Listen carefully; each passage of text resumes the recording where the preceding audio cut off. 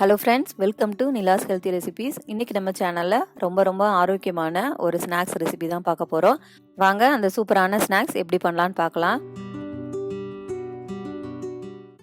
இந்த ரெசிபி பண்ணுறதுக்கு நான் இன்றைக்கி 2 டேபிள் ஸ்பூன் அளவுக்கு காஞ்ச பட்டாணியை தண்ணியில் நல்லா அலசிட்டு ஒரு 8 மணி நேரம் ஊற வச்சு எடுத்திருக்கேன்.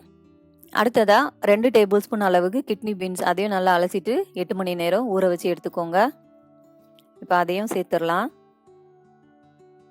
அடுத்தது 2 டேபிள் ஸ்பூன் அளவுக்கு பாசி பயிறு, இதையும் நல்லா தண்ணியில் அலசிட்டு ஒரு 8 மணி நேரம் ஊற வச்சு எடுத்துக்கோங்க. இந்த 3ஐயுமே ஒன்றா சேர்த்து நம்ம ஊற வச்சு எடுத்துக்கலாம். அடுத்ததாக இதில் 1/4 கிலோ அளவுக்கு உருளைக்கிழங்கு தோல் சீவிட்டு அதை வந்து சின்ன சின்னதாக வெட்டி வச்சுருக்கேன். இது எல்லாத்தையும் மொத்தமாக சேர்த்துட்டு நம்ம வேக வச்சு எடுத்துக்க போகிறோம். இப்போ ஒரு பாத்திரத்தில் தேவையான அளவுக்கு தண்ணி ஊற்றி நல்லா கொதிக்க வச்சுக்கோங்க. இப்போ தண்ணி நல்லா கொதித்ததும் இதை வந்து நம்ம உள்ளே வச்சிடலாம். இப்போ இதை வந்து அப்படியே ஒரு 15 நிமிஷம் நல்லா வேக வச்சு எடுத்துக்கோங்க. இப்போ இது நல்லா வெந்துருச்சு. 15 நிமிஷத்துக்கு அப்புறம் ஓப்பன் பண்ணலாம். இப்போ இது வந்து நல்லா ஆறட்டும். நல்லா ஆறுனதும் ஒரு மிக்ஸி ஜாரில் சேர்த்துக்கோங்க.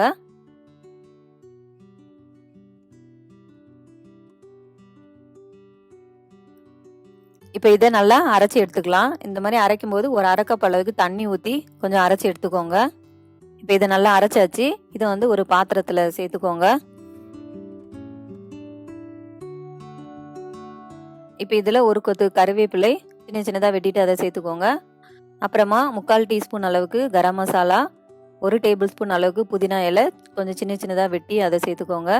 1 டீஸ்பூன் மிளகுத்தூள், 3/4 டீஸ்பூன் மிளகாய் பொடி, உங்களுக்கு நல்லா காரம் வேணும்னா 1 டீஸ்பூன் அளவுக்கு சேர்த்துக்கோங்க. தேவையான அளவுக்கு உப்பு, அப்புறமா 3 டேபிள் ஸ்பூன் அளவுக்கு அரிசி மாவு, சோள மாவு 1 டேபிள் ஸ்பூன். இப்போ இதெல்லாம் சேர்த்துட்டு நல்லா வந்து கலந்து விட்டுருங்க. இப்போ இதை வந்து நல்லா கலந்தாச்சு. இப்போ ஒரு நீளமான ஒரு கிளாஸ் அல்லது இந்த மாதிரி ஒரு பாத்திரம் எடுத்துக்கோங்க. இப்போ இதில் வந்து ஒரு ஜிப்லாக் கவர் ஒன்று வச்சிடலாம். உங்ககிட்ட ஜிப்லாக் கவர் இல்லைன்னா ஒரு திக்கான பிளாஸ்டிக் கவர் ஒன்று எடுத்துக்கோங்க. இப்போ இந்த ஜிப்லாக் கவரை வந்து நல்லா உள்ளே வச்சிடலாம். இந்த மாதிரி ஒரு கிளாஸ் வச்சு அதுக்கு மேலே ஜிப்லாக் கவர் வைக்கும்போது நம்மளுக்கு மாவு வந்து உள்ளே வைக்கிறதுக்கு ரொம்ப ஈஸியாக இருக்கும். இப்போது ஒரு கத்திரிக்கோல் வச்சு இந்த மாதிரி கொஞ்சம் சின்னதாக வந்து கட் பண்ணிக்கோங்க. ரொம்ப சின்னதாக கட் பண்ணிங்கன்னா ரொம்ப ஒல்லியாயிரும் மாவு வந்து ப்ரெஸ் பண்ணும்போது. ரொம்ப குண்டாக இருந்துச்சுன்னா அதுவும் நல்லா இருக்காது. இந்த அளவுக்கு மீடியம் சைஸில் கட் பண்ணிக்கோங்க.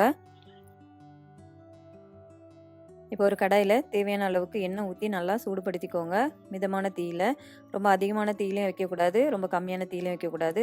மிதமான சூட்டில் சூடுபடுத்திக்கோங்க. எண்ணெய் நல்லா சூடானதும் மாவு வந்து இந்த மாதிரி ப்ரெஸ் பண்ணி விடுங்க. கொஞ்சம் நீளமாக வந்ததும் ஒரு குச்சி வச்சு இந்த மாதிரி எடுத்து விட்டுருங்க. நம்ம இந்த மாதிரி பண்ணும்போது கடையில் கிடைக்கிற குர்குரே ஷேப்லேயே இருக்கும். அதனால் பசங்களாம் நல்லா விரும்பி சாப்பிடுவாங்க.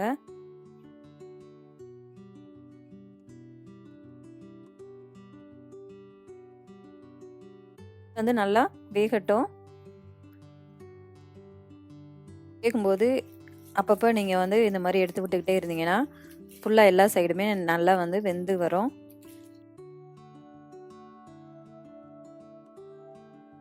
இப்போ இது நல்லா வெந்துருச்சு.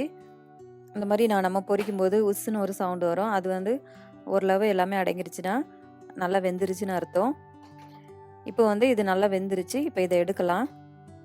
பாருங்கள், ரொம்ப சூப்பராக பொன்னிறமாக நல்லா வெந்துருச்சு. இதை வந்து ஒரு டிஷ்யூ பேப்பரில் எடுத்து வச்சுருங்க. இப்படின்னா வந்து தேவையில்லாத எண்ணெயெல்லாம் இது வந்து உறிஞ்சிரும். இதே மாதிரி மீதமுள்ள மாவையும் நம்ம பொரிச்சு எடுத்துடலாம். அவ்வளோதாங்க, ரொம்ப சூப்பரான ரொம்ப மொறுமொறுன்னு இருக்கக்கூடிய ஆரோக்கியமான ஸ்நாக்ஸ் வந்து சூப்பராக ரெடி ஆயிடுச்சு.